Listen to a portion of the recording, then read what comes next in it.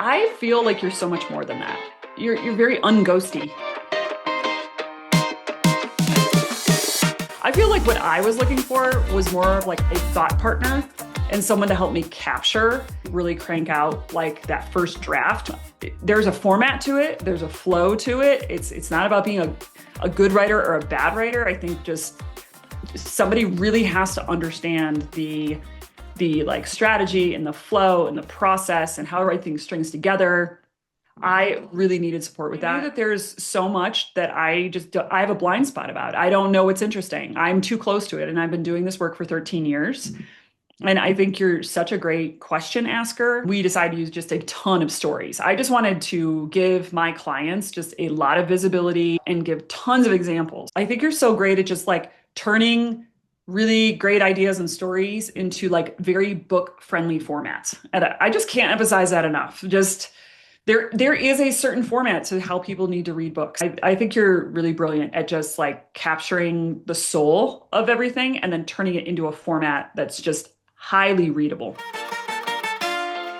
Well, that's why I say you're not ghosty. I have a lot of clients and friends. They have hired a ghostwriter.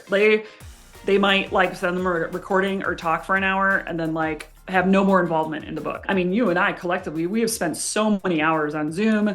We met up in person once. There was just like so much experiential aspect, I think, to us working together, which I knew this was going to be a transformational process for me because it was going to almost help me experience my method for myself, but it's like I had to almost go into it more than was comfortable for me. I wanted to ask you a little bit more about the book itself. What was the impetus behind writing the book? What does having this book mean for your business? I think what it's going to do for the business is it's really going to make what I have been able to do for a lot of people, but in the grand scheme of the world, a few amount of people. Like I've worked with like over 1,000 people, but like I want the methods that we cover in this book to reach millions. And ultimately, I just want a more impactful world, and a more authentic world.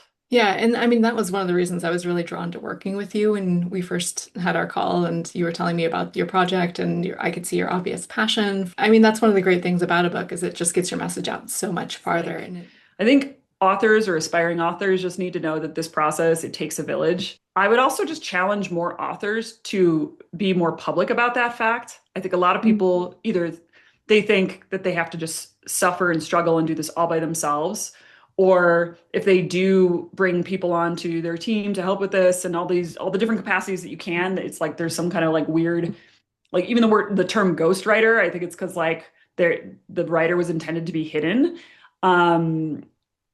Or there's like some kind of shame or something for like working with somebody to get your book written. I don't compute. I don't understand that. Like between you and Jen, the editor, and my partner, Dan, who's also a professional writer. It's just like, this has been a team. I have to say, it was really fun working in such a collaborative way with everybody, right? Working with Jen and Dan and you. And so many ideas can really spark when you're actually, when you're collaborating like that. So totally. I would say, especially for authors who are writing about methods like mine, like I learned a lot from the questions that my team was asking me. I'm a huge advocate for everybody like doing this stuff as a group. So yeah, that's kind of why I wanted to work with someone, but I was definitely only wanting to work with somebody who I knew somebody who had worked with them. And so I got your name from someone I trust a whole lot. And after our initial chat, I was like, I would be crazy to not hire Jessie.